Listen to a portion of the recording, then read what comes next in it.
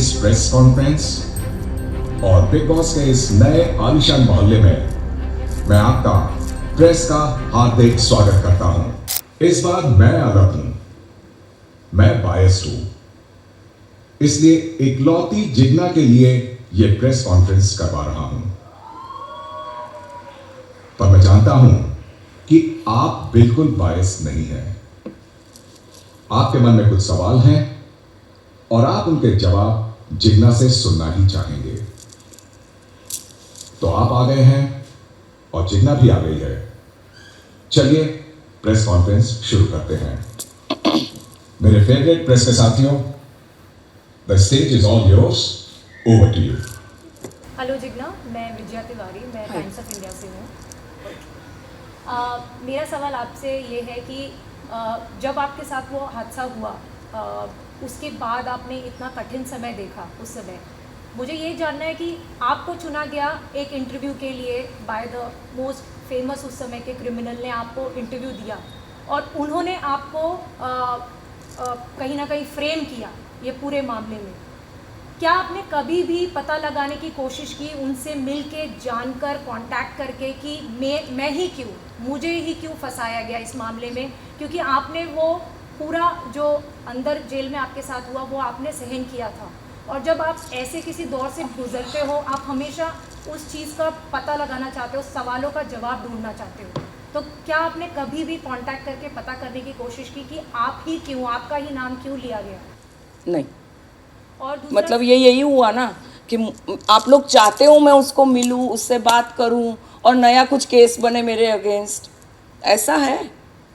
ऐसा नहीं हो। वो तो कि यहाँ पे बैठा कोई भी इंसान ऐसा चाहेगा, मुझे किसी तो का भी कोई एजेंडा नहीं है। तो हमने ना हम आपको पर्सनली जानते हैं, ना कोई फंसाने का आपका हमारा कोई यहाँ नहीं। ये क्वेश्चन आप कैसे कोई गैंगस्टर से बात कर सकते हो विदाउट? रह चुकी हैं, रह चुकी हूँ ना, रह चुकी हूँ। हैं।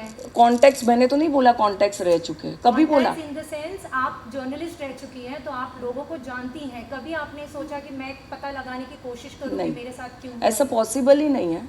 तुम किसी क्रिमिनल को, वो खुद भी मिला नहीं होगा, वो क्रिमिनल जो भी है वो, मुझे नहीं लगता है।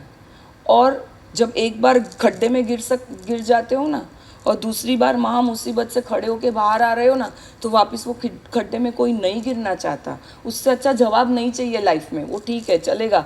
मेरे व्हेन आई डाई वो मेरे साथ वो क्वेश्चन जाएगा, वो परवड़ेगा, अगले लाइफ में देखेंगे, बट अभी नहीं। I am not interested to know any answers. मुझे कोई आंसर्स नहीं चाहिए, किसी से नहीं चाहिए। जो उसने जो किया, चाहे वो गैंगस्टर हो या कोई भी XYZ हो, वो इधर ही भुगतेगा। मुझे नहीं पढ़ना वो चीज़ में। आपने अभी हाल ही में एक कॉन्वर्सेशन के दौरान ये कहा कि मैं उस समय बहुत हंगर था मेरे में, एक एरोगेंस था अपना नाम देखने का। क्या आपको लगता है कि वो भी एक वजह थी कि आप इजी टारगेट बन गई, क्योंकि आप उस समय भाग रही थी अपने डेडलाइंस की तरफ, फेम की तरफ? आप चाहती थी कि आपका नाम हर जगह हो, और एक एरोगेंस लेवल भी था, जैसे आपने खुद ही अपने मुंह से बताया। तो आपको लगता है कि शायद उस वजह से भी आप टारगेट बनी? यस। नशा है, विच आप लोग सब मानोगे।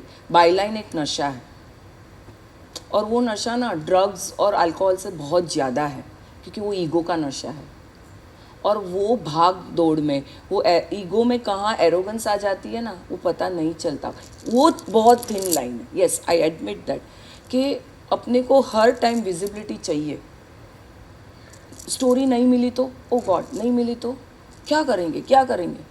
क्योंकि एक अपना, हम लोगों ने एक आपने भी कुछ ब्रेकिंग किया होगा लाइफ में, बहुत सारे किए होंगे। तो जो एक्सपेक्टेशंस लोगों की नहीं, आपको अपनी एक्सपेक्टेशंस ज़्यादा बढ़ जाती है। और जब जो स्टोरी मिस होती है ना, तो आप एक मोड में चले जाते हैं, मेरे से स्टोरी कैसे, यू स्टार्ट अब्यूजिंग योरसेल्फ कि स्टोरी मेरे से मिस ही कैसे हो सकती है। वो हम अलग ट्रिप पे रहते हैं, तभी रियलाइज़ नहीं होता है। बट फिर आज मैं सोचती हूँ तो लगता है यार आपुनिच भगवान नहीं है, इंसान ही है, इंसान से होता है मिस। बट ये रियलाइज़, ये बोलना आज बहुत ईजी लग रहा है, लेकिन ये रियलाइज़ करते करते तो निकल गई, आधी ज़िंदगी निकल गई, और इतना बड़ा कांड हो गया, वो अलग। So yes, all the media present here, I request that don't run. कोई कुछ ज़्यादा पगार नहीं देने वाला है, जितना पैसा है उसी में काम करो, कुछ नहीं होने वाला। कोई आता नहीं है खड़ा रहने को, फैमिली ही आती है। फैमिली पे के पास ऑप्शन नहीं है, या फिर फैमिली अपने को इतना ट्रस्ट करती है। मेरे नाना बोलते थे जब तक जिंदा थे कि मेरी लड़की ये कर ही नहीं सकती है, ऊपर से भगवान आके भी बोलेगा ना तो भी नहीं कर सकती है। ये उनका कॉन्फिडेंस था, जो फ्रेंड्स नहीं बोल सकते ऐसा वो, और उनमें उनकी गलती भी नहीं है। लोग डर जाते हैं, इट्स ओके। जो खड़ा रहा उसके लिए थैंकफुल, जो नहीं रहा उसके लिए भी इट्स ओके, नो प्रॉब्लम। शायद उन्होंने बाजू में खड़े रह के, ऐसा जेल भरा हुआ आंदोलन तो नहीं था ना, मैं गई तो मेरे साथ बाकी 4 आएगा, ऐसा तो नहीं था। तो शायद उन्होंने अपने तरीके से कहीं ना कहीं प्रे भी किया मेरे लिए, हो सकता है, और ऐसा है। मैंने आपकी किताब पढ़ी थी बिहाइंड द बार्स इन वाइकला, तो उसमें आपने बहुत सारे हॉरिफाइंग इंसिडेंसेस के बारे में बताए थे जो आपके साथ हुए थे जेल के अंदर। इनफैक्ट जब पढ़ रहे थे तभी भी रोंगटे खड़े हो गए थे कि भगवान करे किसी के साथ भी ऐसा ना हो।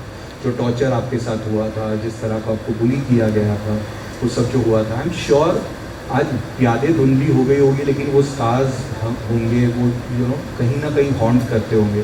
तो कौन सी ऐसी एक दो बात है जो इतने साल निकल गए फिर भी वो आप भूल नहीं पाए? सबसे पहले तो मैं आप सब लोगों का शुक्रिया अदा करना चाहूँगी। और फाइनली, हालांकि आज ये एंटरटेनमेंट वाले मीडिया है, सब मेन स्ट्रीम वाले तो नहीं हैं, आज जैसी भी हूँ, जहाँ भी हूँ, आप लोग की वजह से हूँ। 2011 से लेके अब तक मीडिया का बहुत बड़ा योगदान रहा है, वहाँ पहुँचाने के लिए भी और यहाँ पहुँचाने के लिए भी। सो ये सरकाज़म समझो या कुछ भी समझो, आई एम थैंकफुल, मैं बहुत शुक्रिया हूँ। और सबसे बड़ा इंसिडेंट अगर आप बोलो कि क्या ऐसा है जो आपके क्वेश्चन थे, आप गुजराती हो जी। आपको बुक, जैसे आपने बोला आपने बुक पढ़ी, बुक में काफ़ी इंसिडेंट लिखे हैं। अभी हम लोग घर में बैठे बैठे, अभी ये फैमिली हो गई है घर में, तो काफ़ी लोग को नहीं कुछ पता मेरे बारे में, तो 2-3 ऐसे इंसिडेंट मैं जस्ट नरेट कर रही थी जो दिमाग से नहीं निकल पाते। शायद दिमाग से निकल जाते, दिल से नहीं निकल जाता। एक तो मीडिया का बिहेवियर, जो मीडिया ने अपने रंग बदले वो टाइम पे और आज के टाइम पे, वो नहीं भूल सकती मैं। और वही सबसे ज़्यादा इम्पॉर्टेंट है मेरे हिसाब से। जैसो कि बहुत कुछ सीखा इसमें से हमने। આપણામાં કહેવાય છે ને 12 વર્ષે બાવો બોલ્યો, સો ધેટ્સ ઇટ.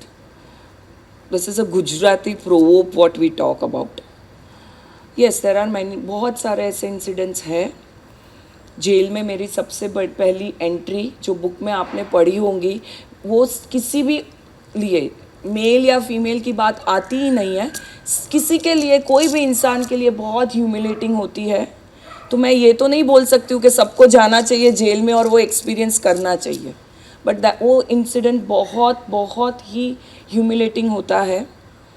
और सेकंड इंसिडेंट, 3 इंसिडेंट है, आपने मुझे 2 ही बोला, बट मैं मेरी तरफ से एक ऐड करती हूँ। सेकंड इंसिडेंट, जब मेरा लड़का मुझे जेल में मिलने आया था, जिस दिन उसने मुझे बोला, अरेस्ट के 15-20 दिन के बाद, वो क्रिसमस वैकेशन में हॉस्टल से आया था, उसने मुझे बोला, मम्मा तू कभी ये सब कर ही नहीं सकती है, मुझे पता है।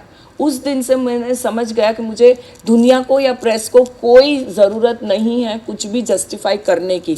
आज बिग बॉस ने ये प्रेस कॉन्फ्रेंस रखी है, so I am very thankful to big boss कि काफ़ी चीज़ें जो मैं इतने साल से मीडिया को नहीं कह पाई वो कह सकती हूँ। ये सेकंड इंसिडेंट था। और थर्ड इंसिडेंट, जब मैं कस्टडी में थी तभी मेरे नाना 90 साल के थे वो टाइम पे। मैं क्राइम ब्रांच के पहले माले के एक विंडो से उनको देख रही थी। वो मुझे मिलके परमिशन के साथ आए थे मिलने, तो ये भी नहीं होना चाहिए कि मुझे कोई फेवर मिला, क्योंकि मेरा अच्छा कनेक्शन था, ऐसा कुछ नहीं था। और घर से मुझे लगता है कपड़े देने आए थे, कपड़े दे के वो जा रहे थे, हाथ में लाठी था। तो जो बिल्डिंग में थी कस्टडी में, वहाँ से मेन गेट कुछ 500-600 मीटर का है। 90 साल का आदमी, आप लोग समझ सकते हो कैसे चलता है लाठी के साथ। वो टाइम पे भी मीडिया ने, वो चल रहे थे और एक पत्रकार जो बहुत फेमस था, उसने उनका वीडियो ले रहा था। ये ह्यूमिलेटिंग था मेरे लिए। ऐसे है बहुत सारे, रात बीत जाएगी। सो बट येस, ये 3-4 इंसिडेंट बहुत इम्पैक्ट वाले रहे। मुझे याद है कि आपके साथ मैं खड़ा होता था जब आपको मैंने सबसे पहले अपना करियर शुरू किया था मैंने, एंड आप मेरे साथ एज रिपोर्टर थी। आज मैं आपको interview as entertainment journalist, I am very proud to be entertainment journalist. मुझे आपकी बात बिल्कुल अच्छी नहीं लगी, मेन स्ट्रीम आपने बोला, एंटरटेनमेंट वालों की वजह से ही आज ये हो रहा है शो।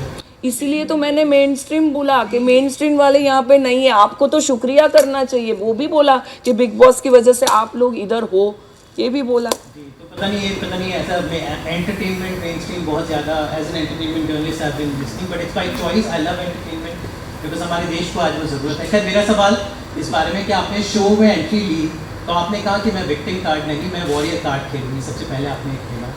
आपकी सीरीज़ भी हमने देखी, उसमें काफ़ी कुछ हकीकत थी, थोड़ा फसाना था, लेकिन सच थोड़ा सा आप खुल के नहीं बोल रही हैं। जैसे कि हमने सीरीज़ में भी देखा था, आपका एक पुलिसमैन आपके ज़िंदगी में थे, एक जब उनकी गिरफ्तारी हुई उसके बाद आपने उनसे दूरी बना ली।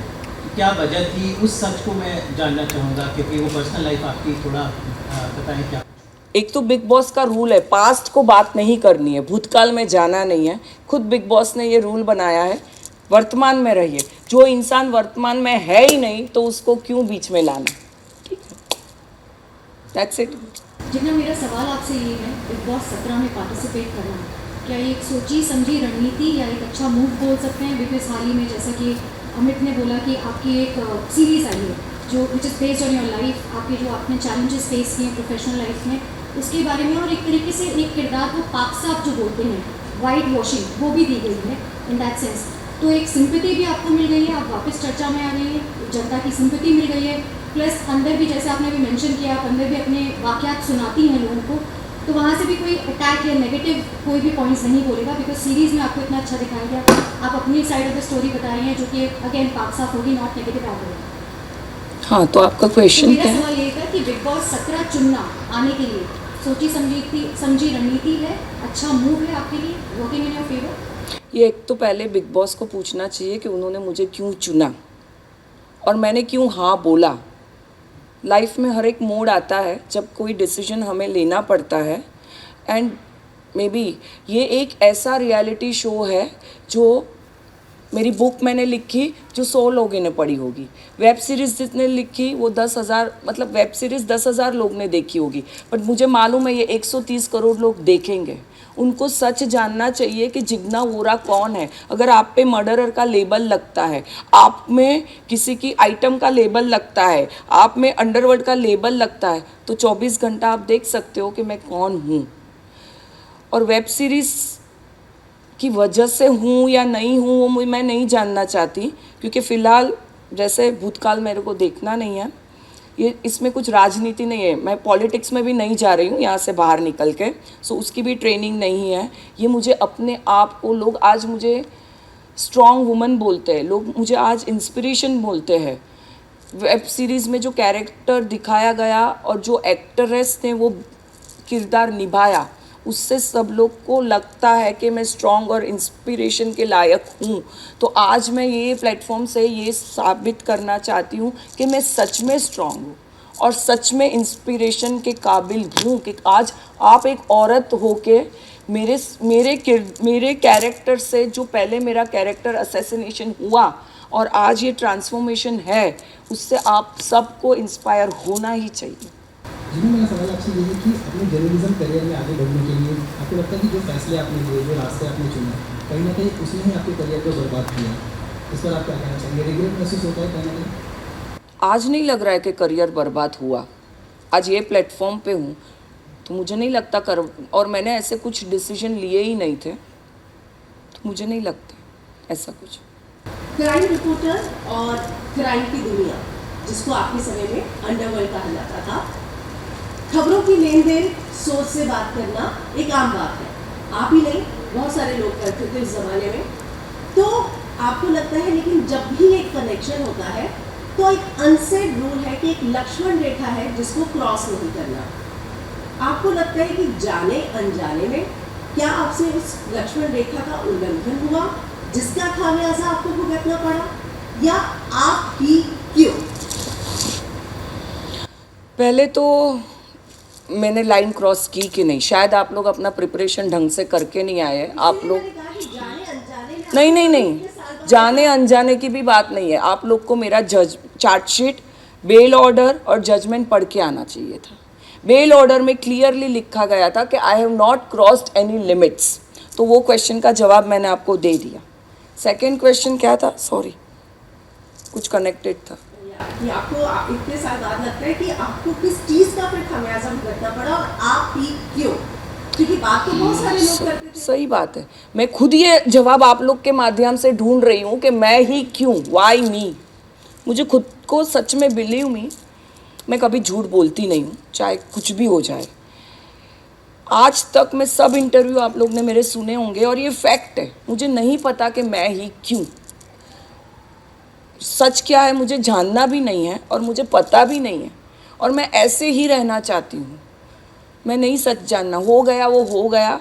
Late bygones be bygones and everybody should move ahead in life. Let's just forget it. But cross limit ये लिखी में है, जजमेंट में भी कुछ है ऐसा, और बेल ऑर्डर में है। शायद मैं बाहर आके कुछ कॉन्फ्रेंस या फिर आप इंटरनेट पे जाइए, बेल ऑर्डर पढ़िए, क्लियरली लिखा है कि I have not crossed any Lakshman rekha. 130 crore की जनता तक पहुंचाना चाहते हैं जिनके पास चार्जशीट का एक्सेस नहीं है। हाँ, तो इसलिए तो मैं बोल दिया ना कि प्रूफ चाहिए ना, सब जगह प्रूफ काम आता है। तो ये प्रूफ इंटरनेट में है, जिसको पढ़ना है 130 में से सब लोग जाके पढ़ सकते हैं। आपकी बातों से ऐसा लग रहा है कि ऑब्वियसली आप हर्ट बहुत लग रही हैं और बिटर भी लग रही हैं। पर मैं एक चीज़ जानना चाह रही थी, ये सिर्फ आपका ही दर्द नहीं है, ये एक क्राइम रिपोर्टर जो होता है उसके लिए पुलिस दोस्त है या दुश्मन? एक फेमस डायलॉग है ना, पुलिस की दोस्ती भी अच्छी नहीं, दुश्मनी भी अच्छी नहीं। तो मुझे लगता है ये मेरे पे अप्लाई होता है। So I would not like to say anything about cops and anything. आप एंटरटेनमेंट वाले हो, एंटरटेनमेंट के क्वेश्चंस पूछिए तो ज़्यादा मज़ा आएगी। मैं भी तो सीखूँ ना एंटरटेनमेंट को कैसे जवाब देना है। नहीं, बट हम तो जानना चाह रहे हैं आपके बारे में, जो चीज़ें आप, जिसकी वजह से आप इतना बेटर हो रही हैं, जो चीज़ें आप बोल नहीं पाई हैं, शायद वही हम सब लोग जानना चाह रहे हैं आज की आपकी ज़ुबान से ही सुने कि कोई प्रेशर नहीं है, कहीं से भी कोई प्रेशर नहीं है। बट हम आपसे जानना चाह रहे हैं कि आप बिटर क्यों हो गई हैं इतनी? ये आप पूछ रही है, आप पूछ रही है मैं बिटर क्यों हूँ? आपने साथ में ये भी कहा कि मूव ऑन कर गई है, मगर आप बिटर भी है, वो मूव ऑन बिटर नहीं है, बिटर नहीं है। ये क्या है ना, जब पास्ट सामने आ जाता है ना, तब वो जहन में याद आने लगता है। और वो जो ट्रांजिशन है, बिटर नहीं होना भी नहीं है। मैंने अपने आप को बहुत हील किया। आज मैं ये प्लेटफॉर्म पे खड़ी हूँ ना, तो ऐसे ही नहीं खड़ी हूँ, लेकिन इमोशंस है, इमोशंस है, हेट्रेड नहीं है। जिसने जो किया, मैं तो प्रार्थना करती हूँ और भगवान ने इधर ही सबको दिखा दिया है। जिसने जो किया, मेरे साथ नहीं, अगर आपके साथ भी कभी लाइफ में बुरा होता है ना, कोई करता है ना, तो वो इंसान इधर ही भुगतता है। कुछ ऊपर जाके नहीं है, सब कुछ इधर ही है। और मेरा नसीब भी इतना अच्छा है कि मैंने देखा किसके साथ क्या हुआ है, तो उससे पता चलता है उन लोग का। मैंने भी जाने अनजाने में, ये केस में नहीं, कुछ और पास्ट लाइफ का होगा मेरा कर्मा, तो भुगता मैंने। लेकिन जिसने जानबूझ के ये किया, उन्होंने भी भुगता। इसी से, क्योंकि ये आधा ही सवाल हो गया, मैं आप मीडिया से नाराज हैं, मीडिया से बहुत नाराज हैं, मगर यहीं पे आप पुलिस के बारे में कुछ बोलना नहीं चाहती। पुलिस का काम है लॉ एंड ऑर्डर। पुलिस से आप क्या एक्सपेक्ट कर सकते हो? पुलिस का काम ही है। मीडिया की मैं अपनी थी, पुलिस की अपनी नहीं थी मैं। मीडिया की तो मैं अपनी थी। जब मीडिया ने मुझे नहीं छोड़ा तो पुलिस को मैं क्या ब्लेम करूं? पुलिस से मुझे कुछ लेना देना ही नहीं है।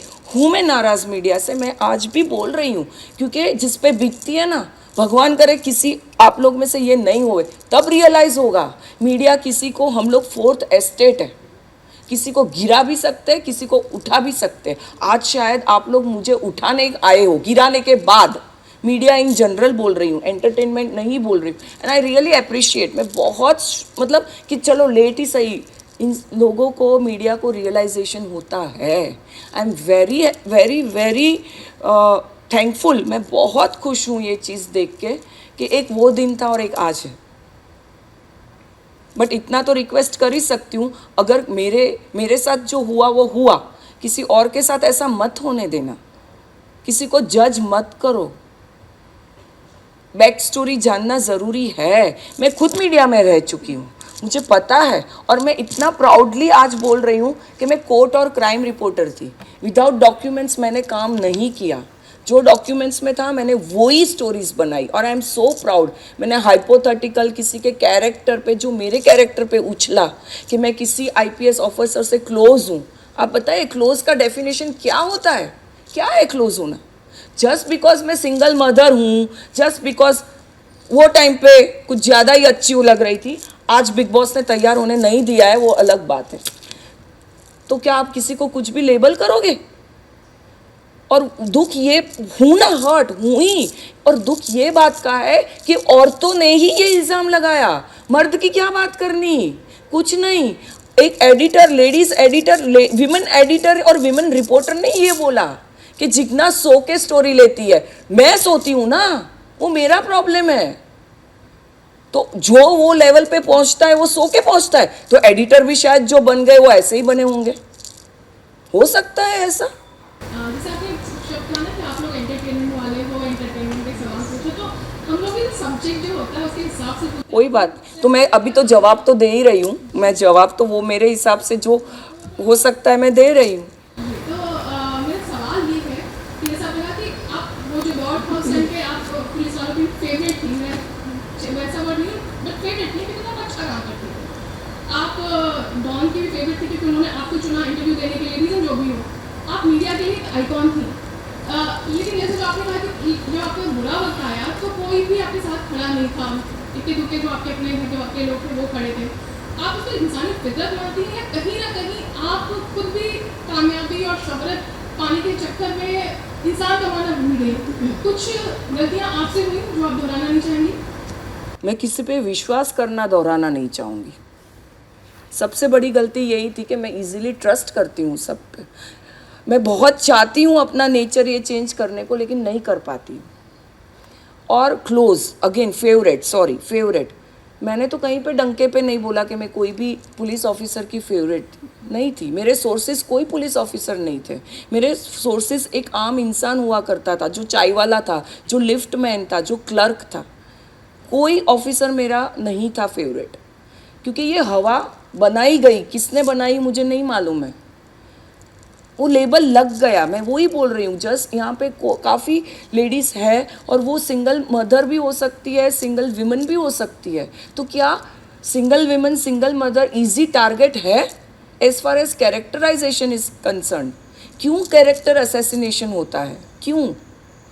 तो शायद हो सकता है कि किसी को अपना सक्सेस दिखाई नहीं देता, मतलब सामने वाला मेरा सक्सेस नहीं देख पाया होगा, हो सकता है ऐसा, मुझे नहीं पता, हो सकता है ऐसा। मेरा सवाल ये है कि आप एक औरत होकर इन अ मेल डोमिनेटेड इंडस्ट्री करने के टाइम पे आप एक लीडिंग क्राइम जर्नलिस्ट रह चुके हो, उस दौरान किस तरह की बायसेसनेस आपको फेस करनी पड़ी थी? और आपको लगता है कहीं ना कहीं केस के बाद अगर आप वापस ये प्रोफेशन में आते तो लाइफ बहुत अलग है? नहीं, बायस तो मुझे नहीं लगता कि मुझे कुछ वो करना पड़ा। अब मुंह पे तो कोई कुछ नहीं बोलता, बट जो मीडिया का या किस सब का नज़रिया था आफ्टर केस, मतलब अरेस्ट के बाद, उससे पता चल गया कि मेरा सक्सेस काफ़ी लोगों को डाइजेस्ट नहीं हो पाया, वो उनके बिहेवियर से पता चला। और जहाँ केस ख़त्म होने के बाद जॉब, मतलब मीडिया में आना, जॉब ही नहीं मिली ना, तो कैसे आता इंसान कोई? तो वो चीज़ मैंने सोची ही नहीं। और ओवर द पीरियड ऑफ, मतलब धीरे धीरे ये शायद मैं बहुत स्ट्रॉन्ग हो गई कि, और ये सोचा कि इसमें नहीं जाना वापस। ये रिपोर्टिंग, क्राइम रिपोर्टिंग, वो सब करना ही नहीं है। मैंने पूरा अपना जर्नी लाइफ का चेंज कर दिया। अपना पैशन कैसे चेंज किया? क्योंकि आपने कहा था कि ये एक तरह का नशा बन गया था। पैशन, अब कोई पैशन तभी बाद में रहा ही नहीं। पैशन के लिए बुक लिखा, दूसरा बुक लिख रही हूँ, फिक्शनल टाइप है, स्क्रिप्ट लिखती हूँ, तो वैसे अपने आप को मोड़ दिया कि कुछ लिखना कम करती हूँ, फिक्शन स्क्रिप्ट लिखती हूँ, तो एटलीस्ट थोड़ा बहुत पैशन को होने देती हूँ। मेरा सवाल ये है आपसे कि मीडिया ने बहुत सारी तरीके की चीज़ें आपके बारे में कही। आपका कैरेक्टर असैसिनेशन जैसे आपने कहा वो कहा गया, आपको मर्डरर बुलाया गया, आपको बहुत सारी चीज़ें कही गई। As a crime journalist yourself, अगर ये आपके किसी उस टाइम के कलीग या कोवर्कर के साथ हुआ होता जो खुद भी एक क्राइम जर्नलिस्ट थे, आप इस केस को कैसे कवर करती? क्योंकि मैं मानती हूँ कि हमें सेंसिटिव होना चाहिए और मीडिया ट्रायल बिल्कुल नहीं करना चाहिए, मैं खुद उस सब के अगेंस्ट हूँ, but at the same time आपके ऊपर constantly as a media professional ये बर्डन रहता है कि आपको नंबर्स लाने हैं, आपको हाई टीआरपी चाहिए, और फिर वो लोग एक जुर्म में चले जाते हैं और ब्लेम करने लग जाते हैं अक्यूज को। मैं जो मेरे साथ हुआ उतना तो मैं नहीं करती थी, ये तो 100% नहीं, क्योंकि वो मेरी परवरिश में नहीं है, मेरे खून में नहीं है। इतना तो किसी के कैरेक्टर असैसिनेशन में करती नहीं, क्योंकि मेरे साथ हुआ इसलिए मैं बोल रही हूँ ऐसा नहीं है। मैं स्टोरी करती ना नहीं बोल रही हूँ, लेकिन मेरी जो लाइन ऑफ स्टोरी करने की थी सिर्फ डॉक्यूमेंट्स को लेके ही करना, मैं वो ही करती थी। मैं किसी के पर्सनल उसमें जोन में नहीं जाती थी कि एक कन्वर्सेशन, बहुत सिंपल सा कन्वर्सेशन था। मैं कोई तो भी स्पा में मेंबर थी, वो टाइम पे 1.5-2 लाख कमाती थी, तो मुझे इतना तो मेरे को पैम्पर करने की कैपेबिलिटी हो सकती है। उसके लिए कोई बॉयफ्रेंड किसी को पैम्पर करे वो गलत नहीं माना जाता है, लेकिन एक लेडी अपने आप को पैम्पर करे तो 1750 सवाल उठता है कि ये बड़ी से स्पा में लाइफ मेंबर थी, ये थी, वो थी, पैसा कहाँ से आया? मेरा नसीब इतना अच्छा था कि सब सैलरी अकाउंट से जा रहा था। वो नसीब अच्छा था कि इसलिए मैं जो बोलती हूँ मैं प्रूफ के साथ ही बोल रही हूँ। एक इंसिडेंट था, एक स्पा में मैं बैठ गई थी, अभी भी मुझे याद है, मैनिक्योर पेडिक्योर करा रही थी। मेरे साथ एक दूसरी, जहीं पे भी वो होगी ना, वो ये देख रही होगी, और नहीं देखेगी ना तो मैं चाहती हूँ वो देखे। एक हम लोग में ट्रेनी रिपोर्टर बोलते हैं, एक ट्रेनी रिपोर्टर भी थी। She was taking body slimming session, जिसका पैसा ज़्यादा है, ठीक है, उसकी सैलरी मेरे से काफ़ी, ट्रेनी रिपोर्टर आप लोग रह चुके हो तो मुझे बोलने की ज़रूरत नहीं है, और मैं डेप्यूटी ब्यूरो चीफ थी तो आपको पता होगा ही, I don't need to disclose that. वो मेरे से 3 गुना ज़्यादा पैकेज लेके बैठी थी मेरे से, वो भी ठीक है चलो। उसके वो टाइम पे मेडिक्योर पे वो 2-2:30 बजे का टाइम था। प्रेस कॉन्फ्रेंस क्राइम ब्रांच में 4 बजे की रखी गई थी। मेरे पास वो टाइम पे कार थी जिसका EMI भी मेरे सैलरी से जा रहा था। तो मैंने वो लड़की को बोला चल साथ में चलते, तू कहाँ ट्रेन में जाएगी? ये सबसे बड़ी गलती मेरी। Both of us are suppose to go to attend a crime press conference, let us go together, एक दूसरे की कंपनी भी हो जाएगी। अब भी पूरा रोड मुझे मालूम है, वडाला पीछे से एंटॉप हिल से लेके हम लोग गए, तभी फ्रीवे नहीं था, जो अब भी याद है। और वो स्पॉट भी याद है जहाँ पे मैंने उसके साथ कुछ चीज़ें शेयर की थी, अभी भी वो याद है। वडाला से आप जाओगे, वहाँ पे एक नागौरी चाय वाला है, जैसे पास हो गए, वहाँ से मैं जा रही थी, ऐसे ही बात निकली तो उसने बोला आपका सन बोर्डिंग में जाता है ना, फीस क्या है? मेरी कोई तो भी सिस्टर या है, उसके बच्चे को डालना है। मैंने XYZ अमाउंट बोला। उसने बोला ठीक है, आपको क्या पसंद है? मैंने बोला मुझे मोमोज़ अच्छे लगते हैं, क्योंकि वो टाइम पे बॉम्बे में मोमो कल्चर्स नहीं हुआ करता था।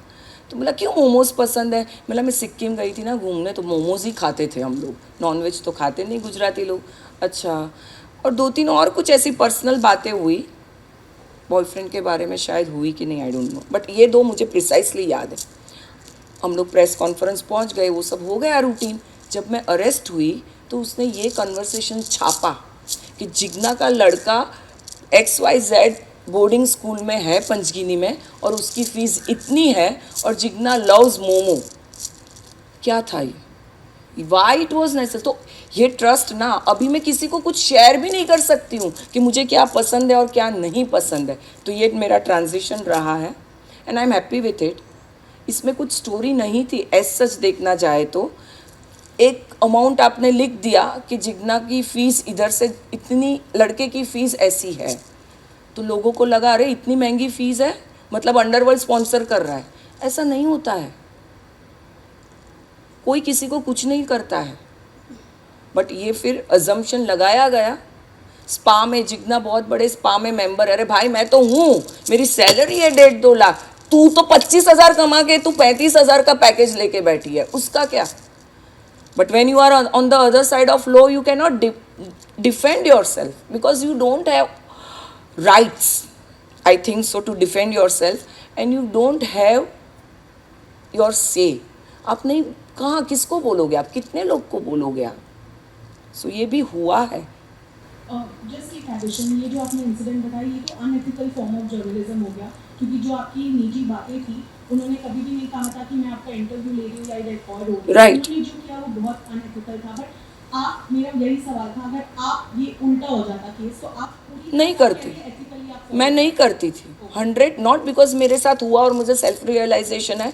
आप गूगल करिए, आर्काइव्स करिए, आप देख लीजिए मैंने क्या क्या स्टोरीज की, यू विल अंडरस्टैंड इट। एक बॉलीवुड एक्स एक्ट्रेस अभी मुझे दिखाई नहीं दी, वो डिपोर्ट हुई थी, मैंने की उसके अगेंस्ट स्टोरी, मैं ना नहीं बोल रही हूँ, लेकिन वो जो डॉक्यूमेंट था उसको लेके ही मैंने की थी वो स्टोरी। आपने बोला कि भूतकाल में नहीं जाना है, 7 साल लगे आपको इस आरोप से बाहर आने में, और अब बिग बॉस में आप आई हैं जहाँ पर लोग आते हैं अपनी छवि, कई लोग आते हैं जो अपनी छवि क्लियर करते हैं, जैसे के बीच अपने आप को एक रियल जो उनका सेल्फ है वो प्रेजेंट करते हैं। विदाउट गोइंग भूतकाल पास्ट में आप किस तरीके से पब्लिक को, जो जनता आपको, करोड़ों की जनता जो आपको देख रही है, कैसे ये चीज़ें क्लियर करेंगी? क्योंकि कई लोग हैं जिनको आपकी स्टोरी सिर्फ एक साइड की पता है, उन्होंने आपको कभी सुना नहीं। तो आपको लगता है कि इस प्लेटफॉर्म पे आके आपको वो सब कुछ बोलना पड़ेगा या जनता को एक्सप्रेस करना पड़ेगा जिससे वो आपकी स्टोरी भी सुने और आपके लिए, मतलब आपकी तरफ से वो सोचे? आपको ऐसा लगता है कि ये राइट प्लेटफॉर्म है और पब्लिक तक पहुँच पाएगी बातें? मैंने बोला कि बिग बॉस बहुत बड़ा प्लेटफॉर्म है, और अगर मेरी साइड ऑफ स्टोरी और मैं रियल में कौन हूँ तो सब लोग जैसे जैसे बिग बॉस देखेंगे सबको पता चल जाएगा कि मैं क्या हूँ। लेकिन उसके लिए आपको खुद को खुल के प्रेजेंट करना पड़ेगा, मतलब आप सिर्फ आज की अगर बातें करेंगी तो आई डोंट थिंक कि वो चीज़ें बहुत क्लैरिफाई होंगी। तो उसके लिए आप बिग बॉस देखिएगा पूरी सीज़न, जब तक मैं हूँ तो शायद बहुत कुछ चीज़ें क्लियर हो जाएगी आपको और जनता को भी। हाय जिन्ना, सोनाली फ्रॉम टीन है। हाय। आपने कभी ये पता लगाने की कोशिश क्यों नहीं की कि आपको ही बलि का बकरा क्यों बनाया गया, और उस समय ऐसे कौन से लोग थे जिनकी आंखों में आपका स्ट्रॉन्ग होना चुभ रहा था? एक बार बकरा हलाल हो जाता है ना तो हो जाता है, फिर कुछ नहीं कर सकता वो बकरा, ख़त्म, ओवर। तो मेरे साथ मैं एक बार कट चुकी थी, अभी उसका पोस्टमार्टम करके कुछ मतलब नहीं है। क्या होगा उससे? क्या वो मेरे 12 साल वापस आ जाएंगे? नहीं आने वाले। सो वो चीज़ को, और मैंने सच में ट्राई भी नहीं की। ट्राई करके क्या दुखी मिलता था ना, क्योंकि जिसने भी किया वो कोई अपना ही होगा, दुश्मन या बेगाना नहीं कर सकता है ये कुछ। जो अपना इन द सेंस जिसको मैं अच्छे से जानती थी वही कोई होगा। तो इम्पॉर्टेंट कि ये मुझे वो नेगेटिव जोन में जाना है, और पता लग के भी मैं क्या उखाड़ पाती थी, कुछ नहीं कर पाती थी। So it was conscious decision even now that I don't want to get into all that things. हो गया वो हो गया, ख़त्म हो गया वो चीज़। बट क्या आपको लगता है कि स्ट्रॉन्ग वुमन आपका एक होना, एक स्ट्रॉन्ग इंडिपेंडेंट जर्नलिस्ट, इस बात की वजह थी कि बहुत सारे लोगों की यस, यही एक वजह थी, यही एक वजह थी। शायद आपने भी अपनी लाइफ में ये सिचुएशन, मेरा एक्सट्रीम था, बट कहीं ना कहीं वर्क प्लेस में कहीं ना कहीं आपने भी ये फेस किया होगा। और ये जस्ट मेल फीमेल का नहीं है, फीमेल में थोड़ा ज़्यादा होता है अगर कोई फीमेल हो, but male also, they are also exploited in many ways. And exploitation doesn't mean just sleeping around, वैसा नहीं होता है। कोई कहाँ तक आपको यूज़ करता है आपको समझ में नहीं आता है। मेरा सवाल ये है कि आपने काफ़ी कुछ चीज़ें अपने बारे में बताई, इस केस से संबंधित काफ़ी चीज़ें बताई, पर हर इंसान के जीवन में कोई एक ऐसी बात होती है जो वो अपने आप से भी छुपाना चाहता है, वो नहीं बताता है। So is there something that you fear शायद बाहर आ जाए? आप ऐसी कोई चीज़ है जो आप दुनिया के सामने कभी नहीं लाना चाहते हो आपके केस से संबंधित, और कभी डर रहता है कि अगर वो बाहर आ गया तो फिर मैं क्या करूँगी? ऐसा तो कुछ है नहीं, जो नहीं था वो भी बाहर आया है। तो अभी उसमें कुछ रखा नहीं है बाहर आने में, कुछ नहीं, सब हो गया। जो बाकी है वो अभी बाहर आ जाएगा। ओके, जब ये आप उस टाइम पर थे, अकेले थे, काफ़ी स्ट्रगल रहा होगा, उस वक्त आपका पिलर ऑफ स्ट्रेंथ कौन बना? मेरा फैमिली, जस्ट माय फैमिली और मेरा लड़का, दैट्स इट। जो पहले आपके दोस्त हुआ करते थे या जो उसमें एक्यूज्ड थे आपके साथ, क्या उनमें से किसी ने कभी भी आपसे बात करना चाही? नहीं, अक्यूज से मेरा कुछ लेना देना ही नहीं था। दोस्त, आप कौन से एंगल में, सरकाज़म में दोस्त बोल रहे हो, क्या बोल रहे हो मुझे नहीं पता है, बट दोस्त दोस्त की जगह पे है। कि कई लोग अनएथिकल चीज़ें करते हैं एक अच्छी खबर बनाने के लिए, हेडलाइन बनाने के लिए, बट कई बार अगर वो सही चीज़ के लिए, सही कॉज के लिए किया गया हो, तो क्या आपके हिसाब से वो एथिकल है? क्या वो ठीक है? वो किसको डैमेज करता है, क्या हद तक डैमेज करता है, वो इम्पोर्टेंट है मेरे हिसाब से। उससे आपको पता चल सकता है कि वो एथिकल था या नहीं था। उसका आउटकम को देखना चाहिए अपने को करने से पहले। एटलीस्ट इंट्रोस्पेक्ट कर लीजिए, एक बार देख लीजिए कि शायद इससे क्या, इसका रिजल्ट, एंड रिजल्ट क्या हो सकता है। जितना पहले तो ये कहना चाहूँगी कि आपने जो ये कहा कि ये मेन स्ट्रीम का हिस्सा नहीं है एंटरटेनमेंट, मैं इससे बिल्कुल सहमत नहीं हूँ। मुझे ये बुरा लगा क्योंकि ये मेन स्ट्रीम का बहुत ज़रूरी और अहम हिस्सा है एंटरटेनमेंट। जैसे क्राइम होता है, पॉलिटिकल होता है, वैसे एंटरटेनमेंट होता है।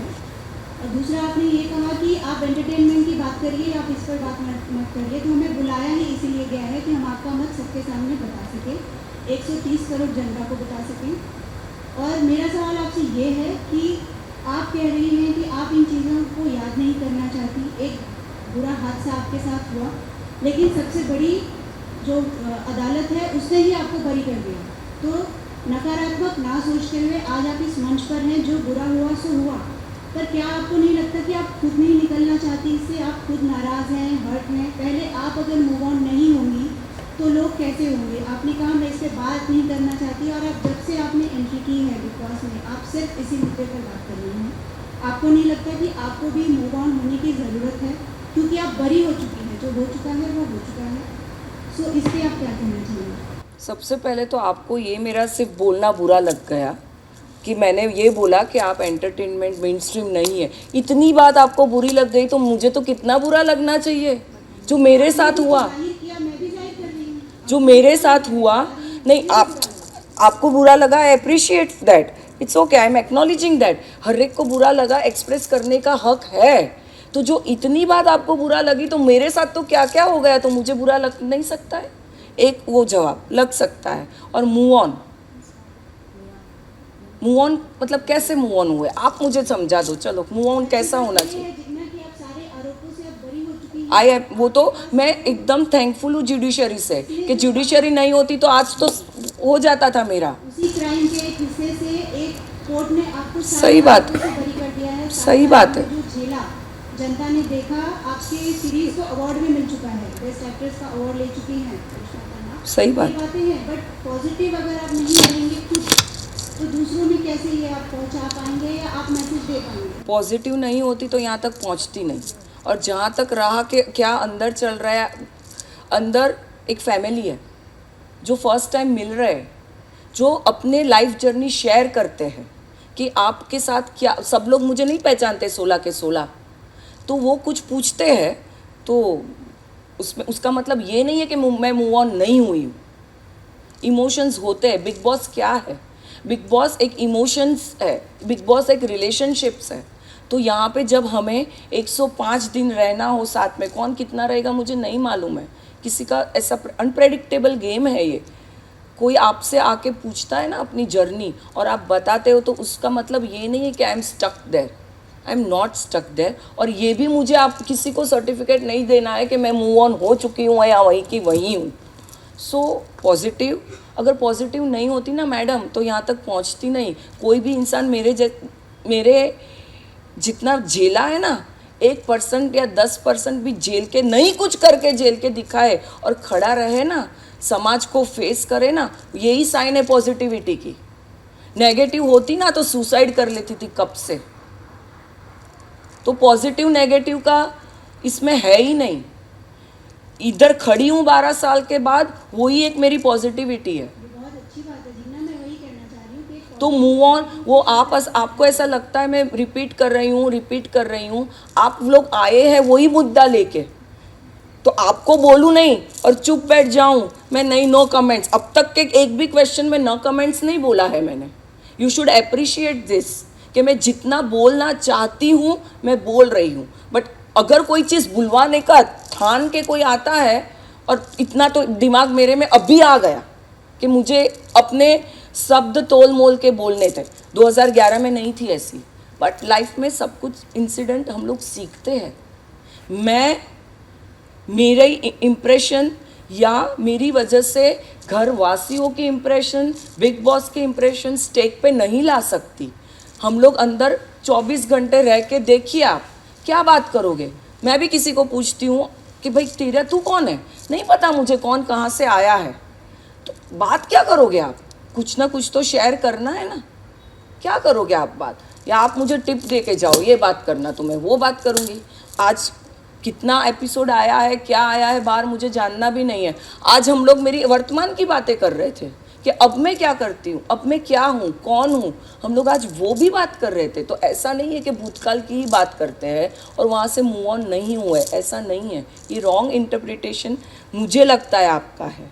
बाकी you are more sensible than me. नहीं, मैं ये कहना चाहूँगी, आखिरी सवाल है मेरी तरफ से कि वो क्या 3 गलतियाँ होंगी जो आप अब दोहराना नहीं चाहेंगी, उस दौरान आपसे हुई और उसने आपको एक सीख बोला मैंने। एक तो ट्रस्ट, मैं नहीं चाहती किसी पे ट्रस्ट करना, चाहे वो कोई भी हो।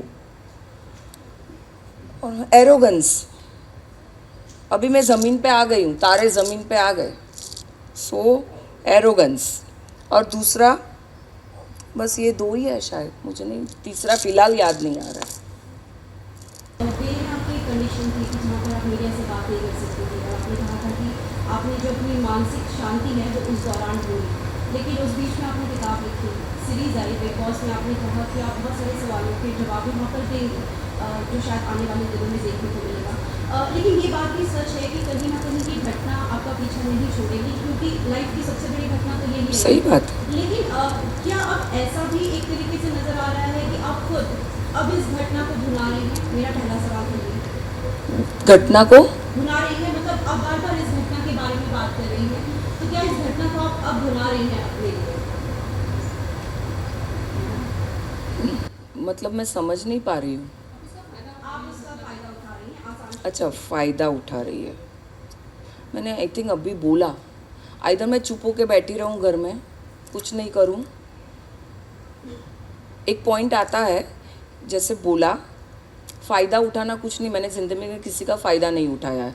मैं अपना फ़ायदा तो उठाने दो, मुझे इतना तो करने दो। इतना तो हक बनता है मेरा कि जब लाइफ में इतना बड़ा इंसिडेंट हो जाता है, मेरे हादसे पे बहुत लोगों ने फ़ायदे उठाए, सीरीज़ बन गई, सबको सब कुछ मिल गया। अभी मुझे तो कुछ फ़ायदा उठाने दो मेरी ज़िंदगी का। इसका मतलब ये नहीं है कि मैं विक्टिम मोड प्ले कर रही हूँ, ज़रा भी नहीं है ऐसा। लाइफ में हर एक को मौका मिलना चाहिए आगे बढ़ने का, आगे ग्रो करने का। मुझे लगता है मैं यही कर रही हूँ। उसमें ज़रा भी मैं रो धो के, शायद हुआ होगा कि मैं अंदर रोई होंगी, उसके पीछे कुछ और रीज़न हो सकता है। 24 घंटा तो आप लोग नहीं देख रहे हो ना, 1 घंटा देख रहे हो ना, और लाइव 24 घंटा देख रहे हो, तो आगे पीछे का भी देखना क्या कन्वर्सेशन है। मेरे कन्वर्सेशन होने के साथ कोई और भी रोता है, मैं अकेली नहीं रोती हूँ। ये सिचुएशन ऐसी है, सब फैमिली को छोड़ के इधर आए हैं। कभी एक मौका कोई और लेडी होती है या कोई भी लड़का होता है जो लो फील कर रहा है, तो हम एग्जाम्पल देते हैं कि भाई ये कुछ भी नहीं है, देख ऐसा भी होता है लाइफ में। तो उसको उसमें यूज़ करना मेरे हिसाब से तो नहीं बोल सकते। ये जी ना, जो परमिशन है सीरीज़ की, वो भी तो आपने ही दी, तो फ़ायदा उठाना कैसे? परमिशन मैंने ही दी, सही बात है। ये भी मैंने परमिशन, बुक राइट्स था, मैंने बुक लिखी थी और बुक्स राइट्स लिया गया था, तो मुझे तभी तो नहीं मालूम था ना वेब सीरीज़ हुई है, तभी नहीं मालूम था। और फ़ायदा सबको हुआ है, मैं ना नहीं बोल रही हूँ, और मैं डंके की चोट पे बोल रही हूँ, सबको फ़ायदा हुआ है। और मुझे क्या फ़ायदा हुआ है वो बाहर आप जाके लोगों को पूछ लेना जो इंस्ट्रूमेंटल थे वेब सीरीज़ बनाने के लिए और जिन्होंने रोल प्ले किया था राइट्स बेचने के लिए, उनको जाके आप पूछ लेना। लेकिन अर्जुन आपने कहा था कि जो मर्डर का टैग है वो मुझसे हट गया है, लेकिन बहुत सारे हैशटैग्स हैं जो अभी बाकी हैं। क्या जिक्र करना चाहेंगे उन हैशटैग्स का जो आपको बहुत तकलीफ पहुँचाते हैं? अभी भी लोग, मुझे सबसे बड़ा दुख तो ये होता है कि एक वेब सीरीज़ आने के बाद लोगों को सच्चाई पता चलती है। क्यों ऐसा? मतलब अगर मेरी वेब सीरीज़ नहीं बनती तो शायद किसी को पता नहीं चलता था कि मेरे साथ क्या हुआ। It's really a very sad part कि लोगों को क्यों एहसास हमें हर एक चीज़ का दिलाना पड़ता है। क्यों लोग क्या सच है क्या नहीं सच है क्यों नहीं समझ पाते। क्यों लोग जजमेंटल हो जाते हैं, क्यों जज करते हैं कि हाँ यार ये हुआ तो ये हुआ, इसने किया ही होगा। क्यों लोग जज करते हैं? जो दिखता है वो बिकता है, मुझे मालूम है। हम सब रिपोर्टर है, आप भी हो, आपको पता है आपके कंधों पर कितनी रिस्पॉन्सिबिलिटी है। जो आप दिखाना चाहोगे लोग वो ही देखेंगे। तो एक जो लेबल लगा, जैसे बहुत सारे ऐसे इंसिडेंट हुए कि मतलब वही टाइम पे, तो कहीं ना कहीं आज भी लोग यही सोचते। इधर आने से 20-25 दिन पहले भी मुझे कोई मिला था, उसने भी मुझे बोला, अरे वो मीडिया रिपोर्टर मिली थी, उसने बोला कि जिग्ना का तो एक IPS से बहुत क्लोज था वो टाइम पे। बोला भाई धन्य है लोगों को, और वो लेडी रिपोर्टर, बोला धन्य है बाबा, इससे अलावा कुछ नहीं कर सकते हम।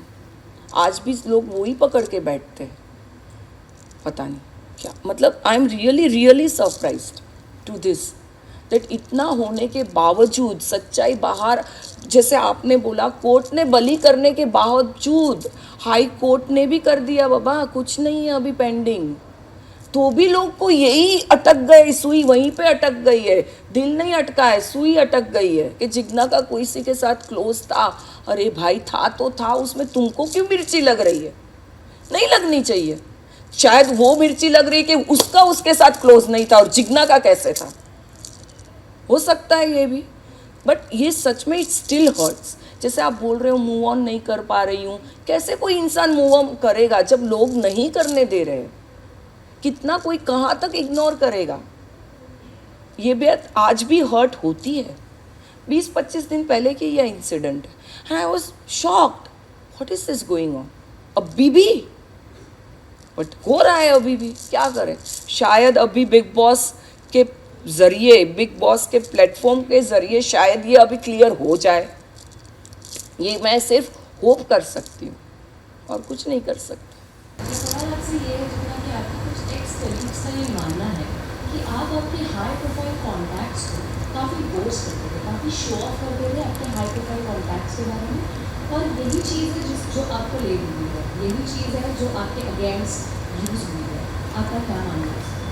उनका ये मानना है तो यही सही, मुझे क्या मालूम उनका क्या। मेरे हाई प्रोफाइल कॉन्टैक्ट्स मीडिया में सबके होते हैं, आपके नहीं है ना। आप नहीं कभी किसी को बोलोगे कि यार मैं तो इसको भी पहचानता हूँ, ये एक्टर है ना, मैं उसको पहचानती हूँ, नहीं बोलोगे क्या? आप घर पे जाते हो नहीं बोलते हो क्या रिलेटिव्स को? वो भी पूछते हैं अरे तू इसको मिली क्या, तो आप ना बोलते हो अरे नहीं मैं तो नहीं मिली। आप बोलते हो ना कि हाँ यार मैं तो इसको पहचानती हूँ अच्छे से। तो ये क्या बूस्टिंग ऑफ कॉन्टैक्ट्स हुए? और जिन्होंने ये बोला है वो ये जवाब उनको पता होना चाहिए, मुझे नहीं पता। अगर आपको चांस मिले आपके क्लास में जाकर कोई एक चीज़ बदलने का, तो वो क्या होगा? जो मैंने बोला कि मुझे लोगों पे ट्रस्ट नहीं करना चाहिए, वो ही मैं बदल सकती हूँ। बिकॉज खंजर वही पीछे मारता है जिनको आपकी स्ट्रेंथ और वीकनेस सब मालूम है। जिनको नहीं मालूम है ना कुछ आपके बारे में, वो कुछ नहीं कर सकता आपका, क्योंकि वो ढूंढता रहेगा कि यार इसकी वीकनेस क्या है। और जो आपकी वीकनेस होती है ना वही आपकी स्ट्रेंथ भी होती है। अगर मेरा लड़का मेरी वीकनेस है तो वही मेरा स्ट्रेंथ है। तो वही मैं चाहूँगी कि I should not be, I learned this कि मुझे बहुत एक्सप्रेसिव नहीं होना चाहिए ताकि वो कोई और इसका गलत फ़ायदा उठाए। जैसे मैं उस दिन नहीं बोलना चाहिए ना, आज कोई मुझे पूछ ले मेरी फेवरेट चीज़ क्या है, बोलूँगी ही नहीं, क्या पता कौन कैसे यूज़ कर ले। उस दिन नहीं बोलना चाहिए था कि भाई मोमोज अच्छे लगते हैं, तो शायद वो स्टोरी उसको एक तो कम मिलती। अभी नहीं बोलूँगी कि मुझे सबसे ज़्यादा क्या पसंद है, सब कुछ पसंद है, जो दे दो। ये डिफरेंस हुआ। आपने बहुत अच्छी बात कही कि बाईलाइन एक पैशन था, एक नशा था, वो हम सब जानते हैं इस बात को।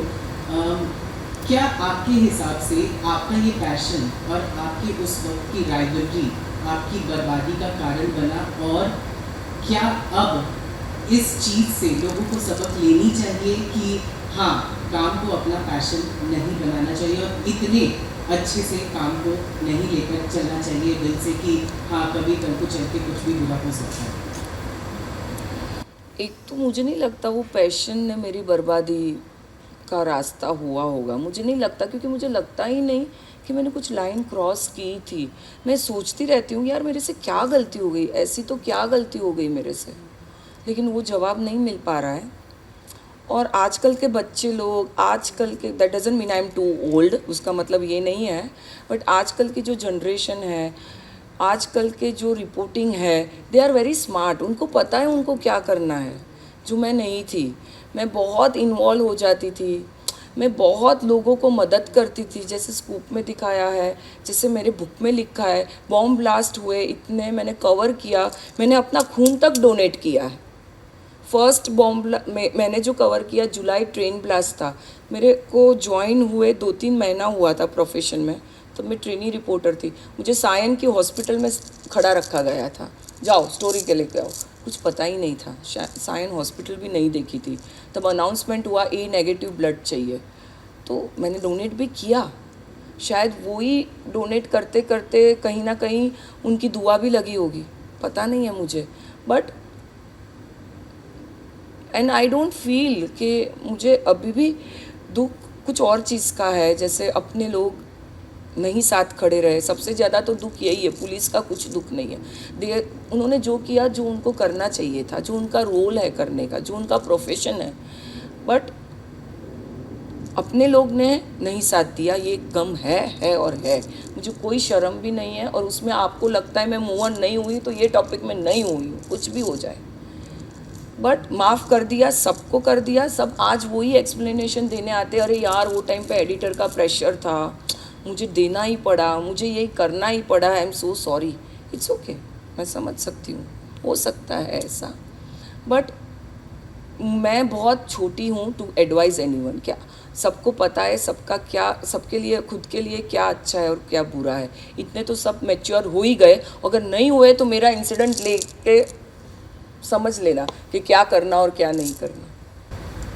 रोना धोना तो दुनिया भर के साथ है, ये बहुत बड़ी बात है कि आप डिप्रेशन में नहीं हुए। यस, और आपकी स्ट्रेंथ मल्टीप्लाई हुई है, मैनी फोल्ड हुई है। क्या कहना चाहेंगी, आपकी जो बढ़ोतरी हुई है स्ट्रेंथ्स में, उनको गिनाना चाहेंगे ताकि लोग उससे इंस्पायर हों? यस, मैं भी बहुत फॉर्चुनेट हूँ कि मुझे मेरी फैमिली साथ में खड़ी थी, और उन्होंने चाहा, उन्होंने इतना किया कि मैं डिप्रेशन या किसी पिल एंजाइटी में नहीं पड़ूँ रात, मतलब 12 साल से। प्लस अब जब आपका टाइम ख़राब होता है, 3-4 चीज़ अपने को ध्यान रखनी है। अब जो मैंने अप्लाई किया, आई एक्सेप्टेड माई सिचुएशन, मैंने एक्सेप्ट किया कि आज मैं जेल में हूँ और कुछ कर नहीं सकते हो। मैं भी टूटी, मैं अपने आप खड़ी रही विद द फैमिली सपोर्ट, मेरे बच्चे का सपोर्ट, प्लस मैंने सरेंडर किया। आई सरेंडर टू गॉड, क्योंकि जब नैया डूबती है ना, तब सब याद आ जाते हैं। जब सितारा ऊपर चढ़ता है ना, तो कोई याद नहीं आता, भगवान भी इररेलेवेंट हो जाते हैं। अपने को लगता है कि हम ही भगवान हैं, ऐसा नहीं है। और थर्ड, फेथ। ये 3 चीज़ थी जिन्होंने मेरी जर्नी में बहुत योगदान रहा। मैं मेडिटेशन करती थी, आज भी करती हूँ। अभी हालांकि बिग बॉस में टाइम का पता नहीं चलता है, तो मुझे नहीं समझ में आ रहा है कितना टाइम हो गया। और मैंने अपने आप पे बहुत वर्क किया, मतलब पूरा 180 डिग्रीज़ में अपने आप को चेंज किया मैंने, मेरी पर्सनालिटी को बहुत चेंज किया मैंने अपने आप पे 12 साल मेहनत की। शायद भगवान मुझे यही करवाना चाहता था और उन्होंने ये रास्ता चुना क्योंकि मैं भी गुंडे मवाली और पुलिस की भाषा ही समझती थी।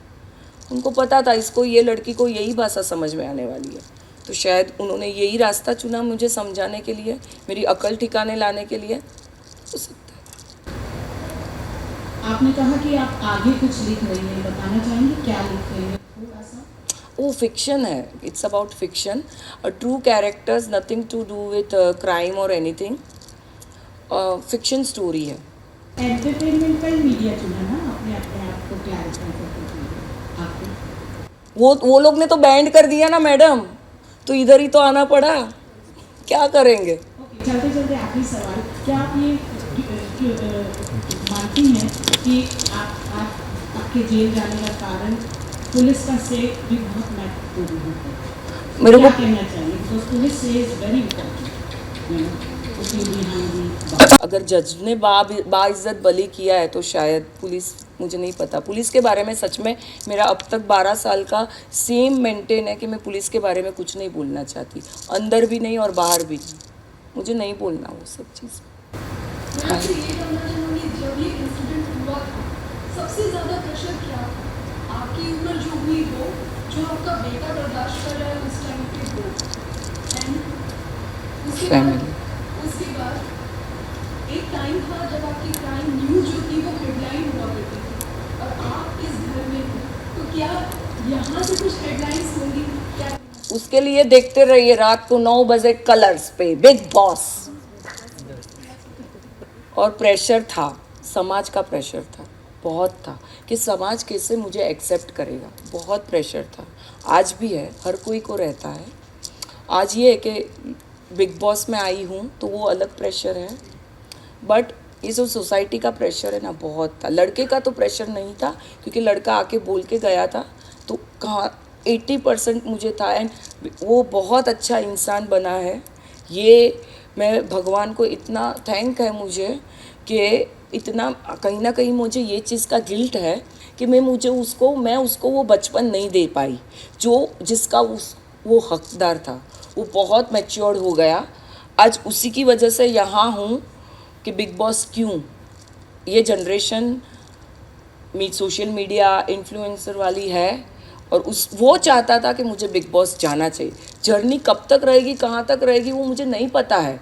ये आज मैं सलमान सर के सामने भी बोली थी मैं प्रीमियर में, और आज भी मैं बोलती हूँ, वो मैं सिर्फ उसी के लिए हूँ क्योंकि हम दोनों को ये प्रूव करना है दुनिया को, कि दिखाना है, prove is sorry wrong word, कि हम दोनों स्ट्रॉन्ग हैं, मैं अंदर रह के और वो बाहर रह के, ये प्रूव करना, ये दिखाना बहुत ज़रूरी है। आप लोग ने सबने करिश्मा तन्ना को बोला कि वो स्ट्रॉन्ग है, she acted fabulously, thank you Karishma. तो लोगों को पता चलना चाहिए कि जिग्ना भी ऐसी ही है, शायद उससे ज़्यादा है, पता चलना चाहिए। My last question is कि 2011 से 2023 में आपकी लाइफ में कितना ड्रास्टिक चेंज हुआ था? बस अभी साध्वी रहना बाकी है, बाकी सब चेंज हो गया, बहुत चेंज आ जाते हैं। सिचुएशन आपको बहुत चेंज करने दी है, रिलेशनशिप्स का आपको इम्पोर्टेंस समझ में आता है। हम लोग को लगता है फ्रेंड्स है, बॉयफ्रेंड है, गर्लफ्रेंड है, सब अपनी जगह पे है, बट आज मेरे माँ बाप नहीं है, नाना नानी नहीं है, तो वो वैक्यूम समझ में आता है, वो मैच्योरिटी आ जाती है, हम लोग की प्रायोरिटी समझ में आ जाती है कि क्या प्रायोरिटी है। फ्रेंड्स है, बट फैमिली पहले मैं कभी नहीं, कहीं पे भी नहीं, इतना एरोगेंस और नशा था ना, राखी में नहीं जाती थी, अरे नहीं मुझे नहीं आना है, मेरे पास टाइम नहीं है। आज वही सब चीज़ करती हूँ जो वो 6-7 साल मिस किया। फैमिली स्टोरी इम्पोर्टेंट थी, फाइल करना डेडलाइन को इम्पोर्टेंट था।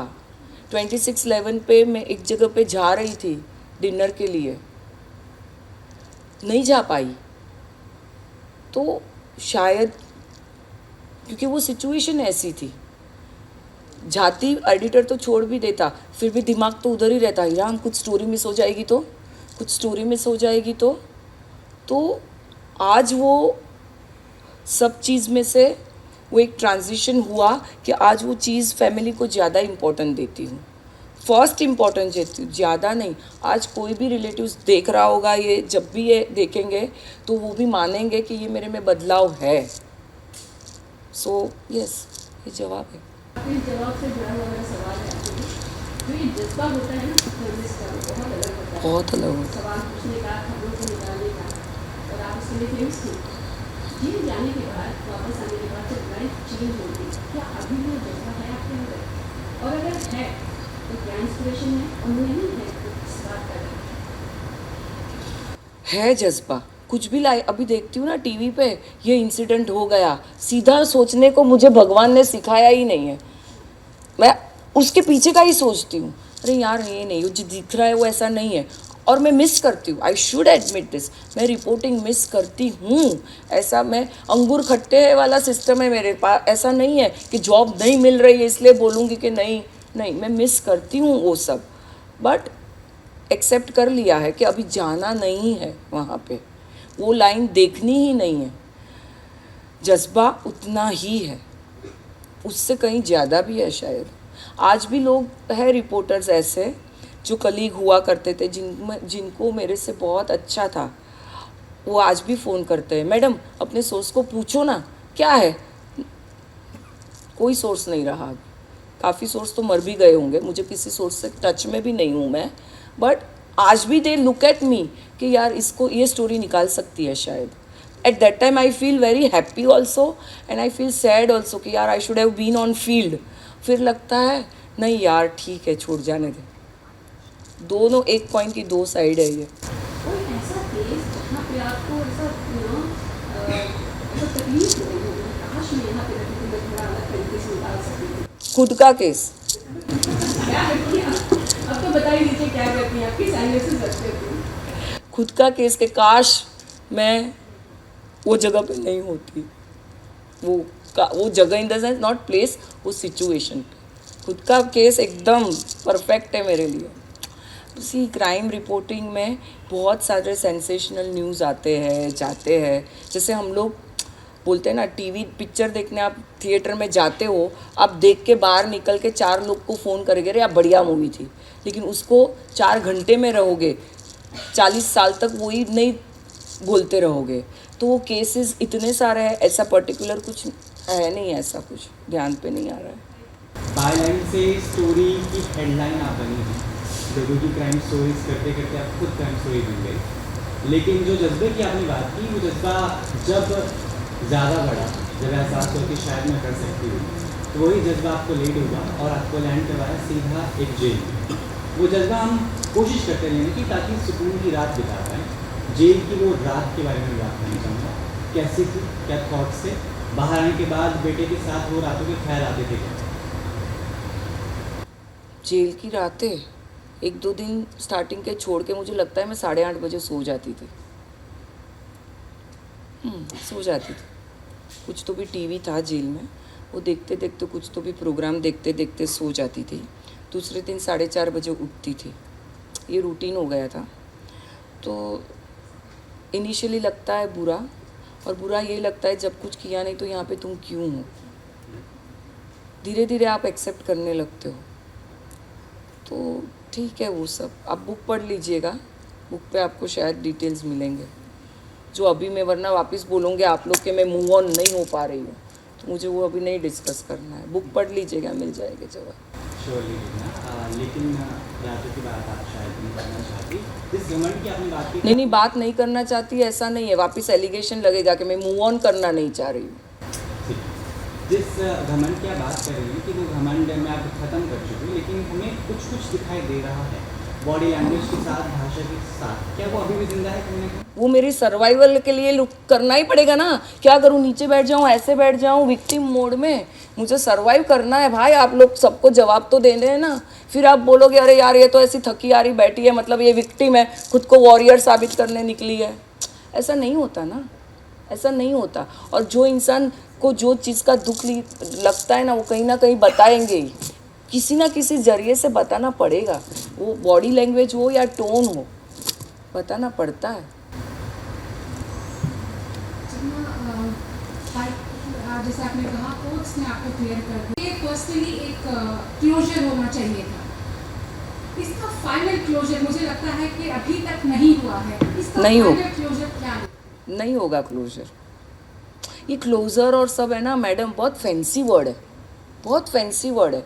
कितना भी क्लोजर ऊपर से भगवान आके भी बोलेंगे ना कि ये ऐसा था, ये ऐसा था, ये ऐसा था, फिर भी वो कहीं ना कहीं खटकेगा। और I don't think there is anything wrong. Closure बहुत ये आजकल के वर्ड्स है, वो हम लोग गुजराती में बोलते हैं, वो थाठड़ी तक रहेगा ये। I think you will agree to this कि नहीं होता है क्लोजर। बोलना बहुत अच्छा लगता है, कोई चीज़ क्लोजर नहीं हो सकती है। किसी का सिंपल, ये तो इतनी बड़ी घटना है, किसी का ब्रेकअप होता है ना तब बोलते क्लोजर मिल गया। पूछिए जिससे आप ब्रेकअप हुआ है, क्लोजर होता है? नहीं होता है लाइफ में। जितना आपकी बातों से एक बात साफ है कि आप एकदम सीधी बातें करती हैं, मैं भी सीधा ही बोलती हूँ। जब आप क्राइम रिपोर्टिंग से वापस आई, आपने एंटरटेनमेंट प्लेटफॉर्म को चुना और एंटरटेनमेंट जर्नलिस्ट बहुत वेलकमिंग थे जब उन्होंने आपकी Yes, I agree that. तो आज आपने जब बार बार दो बार बोला तो मैं भी इस बात को ऑब्जेक्ट करना चाहूँगी कि आप लोग एंटरटेनमेंट से हैं तो एंटरटेनमेंट के सवाल पूछिए, उन्हीं जर्नलिस्ट ने आपकी वापसी की है। दूसरी बात, मीडिया, जिस मीडिया ने की वजह से आपकी पूरी ज़िंदगी गाँव पर रही, वो मीडिया आप जब वापस आई आपने बोला मुझे अपॉर्चुनिटी नहीं मिली। आपको क्या लगता है कि दो कारण थे, या तो वो आपको अभी भी थ्रेट समझती हैं या फिर उनको आज भी, मतलब मीडिया को उन्हें आपको क्लीन चिट नहीं दिया, उनको आज भी लगता है कि नहीं, भरोसा नहीं किया जा सकता? एक तो जो आपने बोला मेन स्ट्रीम, और आपको शायद बुरा लगा होगा आप लोग को, तो I didn't mean it that way. College में जब मास कम्युनिकेशन कोर्स किया डिप्लोमा, तब सिखाया गया था कि ये मेन स्ट्रीम में ये कैटेगरी आती है, बॉलीवुड ये आती है, एंटरटेनमेंट। मुझे नहीं मालूम था कि अभी ये दोनों एक हो गई है। फ्रैंकली स्पीकिंग, मैं 12 साल से न्यूज़पेपर भी नहीं पढ़ रही हूँ। हम लोग को सिखाया गया था, जो आप लोग ने भी सीखा होगा, क्राइम रिपोर्टिंग, हेल्थ रिपोर्टिंग, वो सब डिफरेंट ब्रांचेस है, या it's a part of media. तो ऐसा बोलते थे कि ये मेन स्ट्रीम कहा जाता है, entertainment is all together entertainment. ये नज़रिए से मैंने कहा, नहीं अच्छा लगा तो आई एम सॉरी। सेकंड क्या पूछा था आपने? बापरे, सॉरी। हाँ, वो उनको जाके आपको पूछना चाहिए, इसका जवाब मैं नहीं दे सकती, सच में मुझे नहीं पता है। हाँ, ढूंढी, नॉट इन मीडिया, सब काफ़ी जगह पर जॉब मिला, ढूंढने की कोशिश की। ये अच्छा क्वेश्चन किया क्योंकि मुझे इसका जवाब देना था, मैं भूल जाती थी। सब जगह एचआर का रूल है कि क्रिमिनल रिकॉर्ड वाले को जॉब नहीं दे सकते, ऐसा मुझे बोला गया। काफ़ी जगह पे मैंने, मीडिया में नहीं, क्योंकि मीडिया में जाना ही नहीं था। फ्रैंकली स्पीकिंग, इतना कुछ होने के बाद ना, आप होते तो आप जाते। अगर मैं आपकी तरह उतना मिस कर रही होती खुद को स्क्रीन पर और खबर को रिपोर्ट करने का, तो एक बार मैं सोचते, मैंने सोचा भी नहीं, क्योंकि इतना बड़ा हो जाने के बाद ना, वो मिस करना अलग बात है। मिस तो मैं मेरे बॉयफ्रेंड को भी कर रही हूँ, नहीं मिल रहा है, क्या करने का। मिस करना अलग बात है, बट इतना कुछ होने के बाद भी अगर आप नहीं कुछ सीखे ना, तो ये पूरा कांड होना ही ज़ीरो था मेरे लिए। कि अगर मुझे वो ही जाना है, और ये शायद मैं वहाँ जाती तो पता नहीं क्या होता। ये कॉन्शियस एफर्ट था कि मुझे नहीं जाना है, बट जॉब करना था, क्योंकि पैसे हर एक को चाहिए। लड़का था वो, तो मैं, मेरे ग्रैंडफादर, नाना, not that underworld don, but my grandfather, मैं उनको बहुत थैंकफुल हूँ।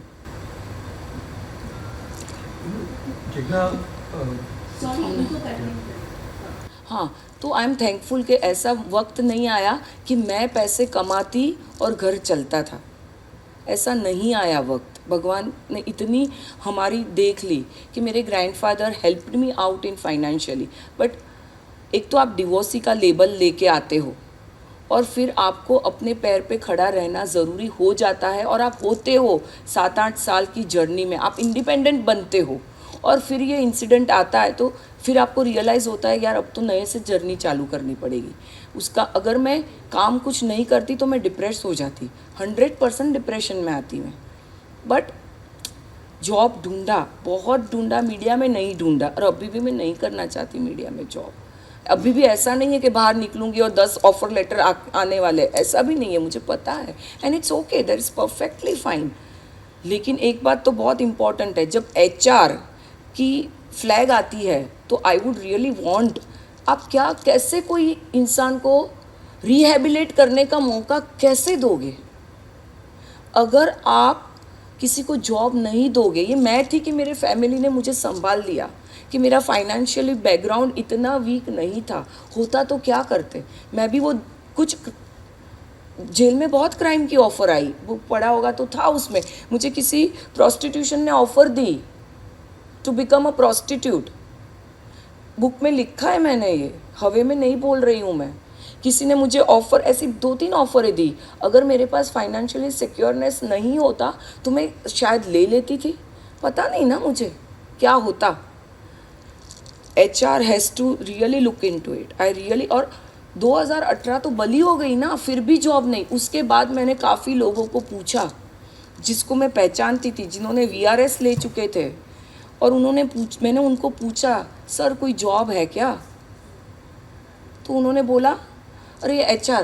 मैं बोला अच्छा चलो ठीक है। और वही लोगों ने डेट पे लेके जाने के लिए HR नहीं लगता है, जिग्ना चल तुझे डिनर पे लेके जाता हूँ, चल तुझे लंच पे लेके जाता हूँ, तभी HR की पॉलिसी क्रिमिनल के साथ घूमने में नहीं लगती है, डेट के लिए क्रिमिनल नहीं लगता है, जॉब के लिए फ्लैग आती है।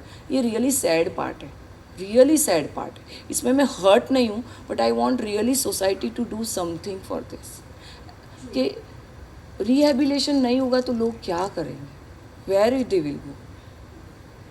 कहीं ना कहीं हमें समाज में रह के कहीं ना कहीं कुछ स्टार्ट करना पड़ेगा। मैं ऐसे नहीं बोल रही हूँ कि HR को सब क्रिमिनल रिकॉर्ड वाले को इकट्ठा करो अपने कंपनी में, नहीं, एक को तो ट्राई करो चेंज करने की। ये सोचो कि वो क्रिमिनल है, उससे गलती हो गई, एवरीबडी डिजर्व सेकेंड चांस, कुछ तो मदद करो सबके लिए। This is my genuine request to everyone as a society. Jigna, जब किसी एक पर्सन के साथ लाइफ में एक ट्रॉमा होता है तो उनके साथ साथ उनकी फैमिली भी उस ट्रॉमा से जाती है। जब आप बाहर आए तभी आप आपके जो फैमिली मेम्बर्स थे उनसे जब बात की, आई एम श्योर उनकी खुद की एक जर्नी रही होगी वो पूरे ट्रॉमा की, और सन your Nana everyone out there, कुछ इफ यू कैन शेयर कि उनके साथ कैसा रहा, क्या हुआ था। एक तो जिस दिन मुझे arrest, Gujarati typical middle class family है, उनको पुलिस से कुछ लेना देना ही नहीं था, तो उनके लिए बहुत बड़ा शॉक था। उनको पता भी नहीं कौन से पुलिस स्टेशन में मुझे लेके गए, क्या हुआ क्या नहीं हुआ। ग्रैंड पेरेंट्स, मदर, डैड तभी दुबई में थे, नहीं थे शायद इधर, तो बहुत डिफ़िकल्ट रहा उन लोग में। फिर मॉम, नाना, नानी, 3 लोग थे एक्सटेंडेड, मेरे को कोई भाई नहीं है, तो एक्सटेंडेड फैमिली है। उनकी मीटिंग लगती थी कि जिग्ना को जेल में मिलने कौन जाएगा, तो 2 जन ने बोला हम लोग जाएंगे जेल में मिलने, 2 ने बोला हम लोग कोर्ट में आएंगे, 6 लोग, वो लोग 6 लोग कोर्ट में आते थे। उन लोगों ने सब अपने काम डिस्ट्रीब्यूट कर दिए। जब कोर्ट से ऑर्डर होम फूड का मिला तभी भी एक ने बोला कि मैं बना सकते, भेजेगा कौन घाटकोपर से, 90 साल का इंसान रोज़ नहीं आ सकता है। तभी एक मेरे कज़िन आए, जो मैं उनको कभी जानती ही नहीं थी, कितने दूर के कज़िन थे। उन्होंने जब कोर्ट में आके बोला कि मैं दूंगा, मैंने पूछा कौन है ये, मुझे नहीं पता था। वो फिर उन लोग के ये बाद में पता चला, व्हाट्सएप ग्रुप बना, कोर्ट ग्रुप। तो वो जो कोर्ट में मेरे को मीडिया ने लिखा कि जिग्ना के फैमिली ने उसको डिसओन कर दिया, नहीं, 12 लोग आते थे कोर्ट में, हर डेट पे आते थे कोर्ट में, कोई फ्रेंड्स नहीं आता था, नज़रें सबको ढूंढती थी, लेकिन बहुत डिफ़िकल्ट था उन लोग के लिए। फिर एक टाइम ऐसा आया कि मैंने बोला भाई अभी फूड मत भेजो, क्योंकि घाटकोपर जहाँ से भी आता था खाना, वहाँ से एक ही टाइम आ सकता है, 3 बार कोई नहीं आ सकता है सबब से मेरे को टिफ़िन दे दें। सामने से मैंने बोला कि भाई अभी खाना मत बेचो, क्योंकि जब मैं होम फूड मांगती हूँ तो घर को ये जेल फूड नहीं मिलेगा मुझे। बहुत सारी डिफ़िकल्टीज़ आई। पैसा ही सब कुछ नहीं होता है, पैसे के बियॉन्ड भी डिफ़िकल्ट। पैसा तो क्या, बेल में जो भी ट्रायल में लगा उसका उसके लिए ज्वेलरी भी बेचनी पड़ी हम लोग को, सब कुछ हुआ। बट ये खड़े रहना ना, एकजुट होके सामने, जिस दिन जजमेंट था पूरी फैमिली आई थी 20 लोग की, पता नहीं था कल मैं घर पे वापस शाम को जाऊंगी या वहीं से जाऊंगी। उस दिन मैंने चेक भी साइन करके आई थी क्योंकि लड़के ने 12th एग्ज़ाम दी थी, पता नहीं था उसके एडमिशन के लिए लगेगा या मैं होंगी या नहीं होंगी। ये मीडिया ट्रायल का ये डर था मुझे पता था कुछ किया नहीं है, एविडेंस के रूप में भी वीक एविडेंस कुछ था नहीं, लेकिन मीडिया का डर था कि पता नहीं। जजमेंट के 2 दिन पहले जो हम लोग रीरन करते हैं पूरा इंसिडेंट, तो एक ब्रॉडशीट में हेडलाइन थी कि इफ़ कन्विक्टेड जिग्ना को डेथ पेनल्टी मिलेगी। तो वो सब डर था। तो उस टाइम पे फैमिली के अलावा मुझे मतलब वो इतना उन लोगों ने सहा होगा मैं लेकिन आज तक किसी ने चूं भी नहीं की और ना ही किसी ने मुझे पूछा कि जिग्ना तेरे से कुछ गलती हो गई थी क्या, did you cross that thin line. आज तक मुझे किसी ने नहीं पूछा। बट मेरे से ज़्यादा मुझे लगता है मैं तो अंदर थी, मेरे से ज़्यादा बाहर बहुत फेस किया। मेरे लड़के के साथ बच्चे लोग खेलते नहीं थे। यहाँ पे मैं कोई विक्टिम कार्ड यूज़ नहीं कर रही हूँ, कुछ भी विक्टिम का है ही नहीं है, क्योंकि ये समाज से मेरी अपील है। लड़का सेंसिबल निकला, क्या मालूम लड़का आउटलाइन हो जाता तो क्या करते, कौन रिस्पॉन्सिबल होता, मैं या समाज। हो सकता था कि लड़का आउटलाइन हो जाए, कुछ भी हो सकता था। तो as a society we should really stand up. जहाँ पे 1% भी लगे ना कि ये गलत हो रहा है, खड़े रहिए। आप मीडिया की बात नहीं कर रही हूँ, सोसाइटी की बात कर रही हूँ। किसी वेब सीरीज़ या किसी बुक का वेट मत कीजिए, स्टैंड अप।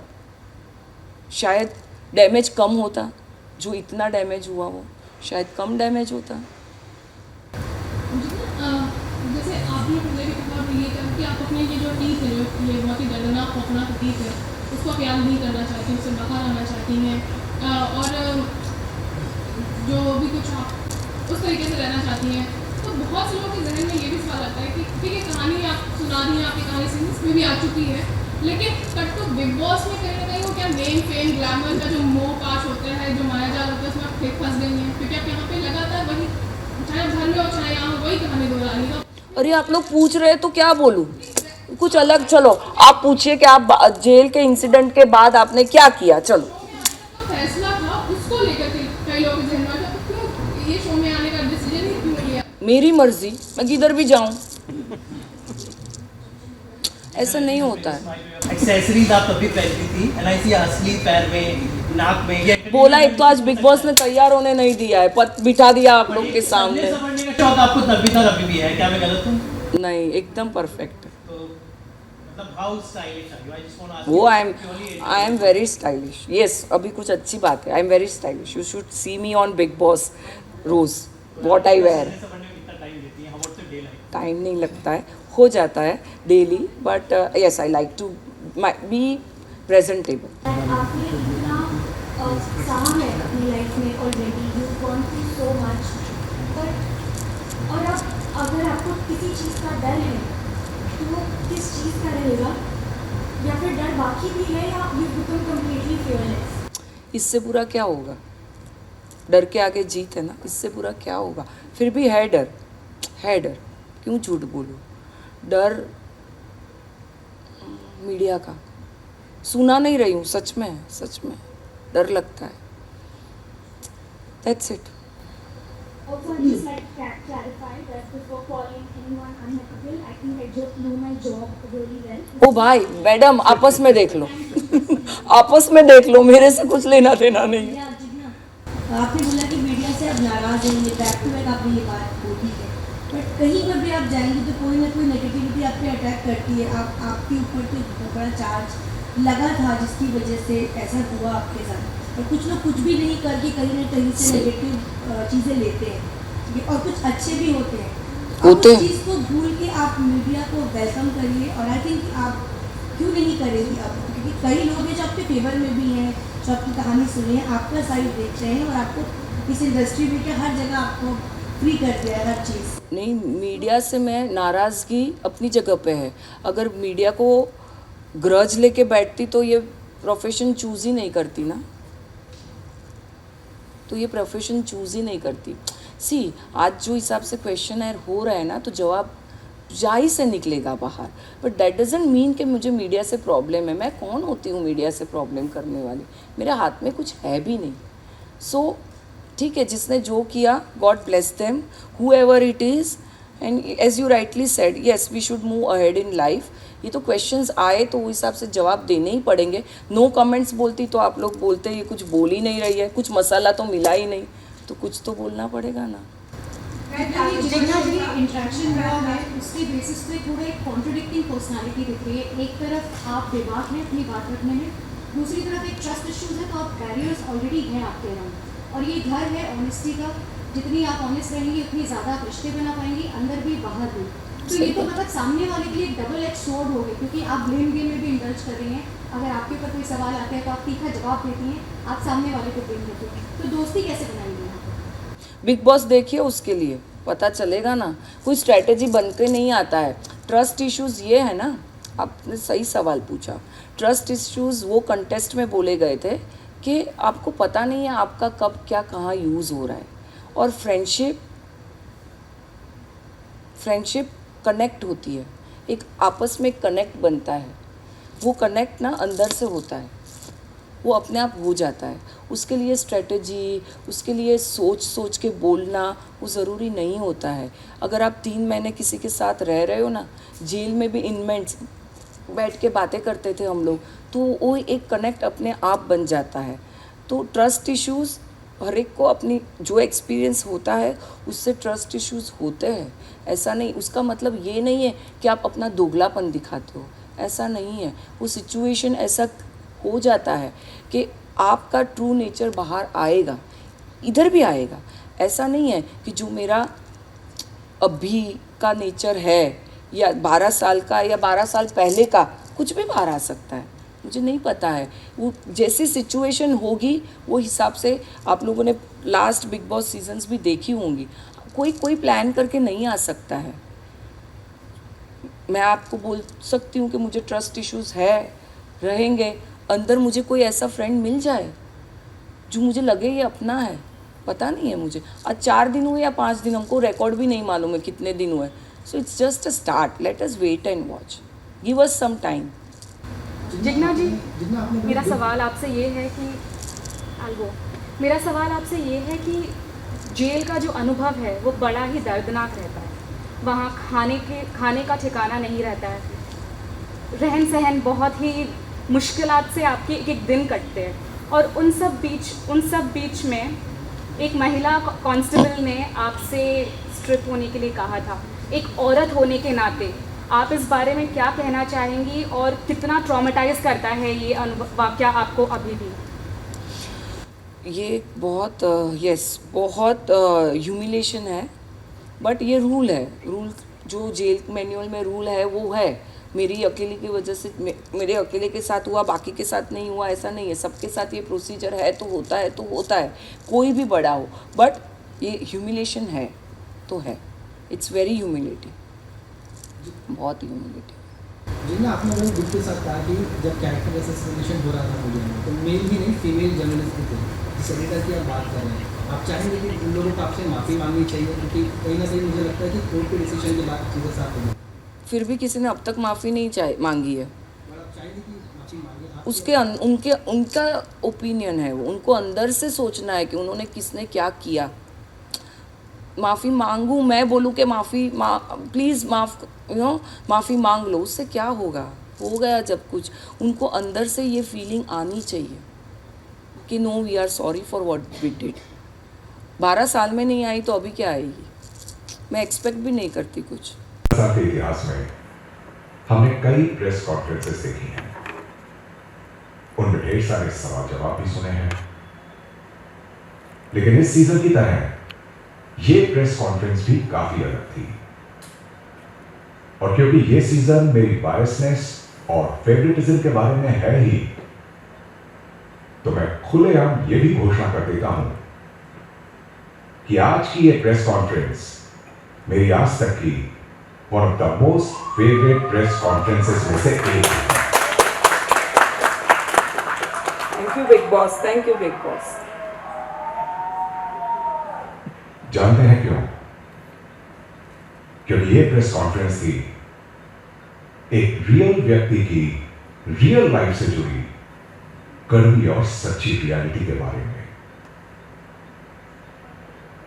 इस घर में लोग अक्सर वाइब की बात करते हैं, तो इस प्रेस कॉन्फ्रेंस की वाइब भी इतनी रियल और सच्ची थी कि इसकी एक रूह थी। ये प्रेस कॉन्फ्रेंस वो हर चीज थी जिसके लिए इंडिया का सबसे बड़ा रियलिटी शो ये शो माना जाता है। मैं प्रेस और जिन्ना को ढेर सारा शुक्रिया अदा करना चाहता हूं। मेरी फेवरेट प्रेस कॉन्फ्रेंस अब खत्म हो गई है। आप सभी को ढेर सारा धन्यवाद। Thank you big boss, thank you everyone. Jinna, अब आप मोहल्ले में वापस आ जाएं।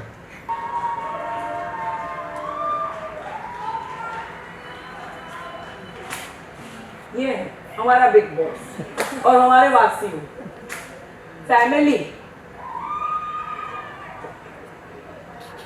कंट्रोल में।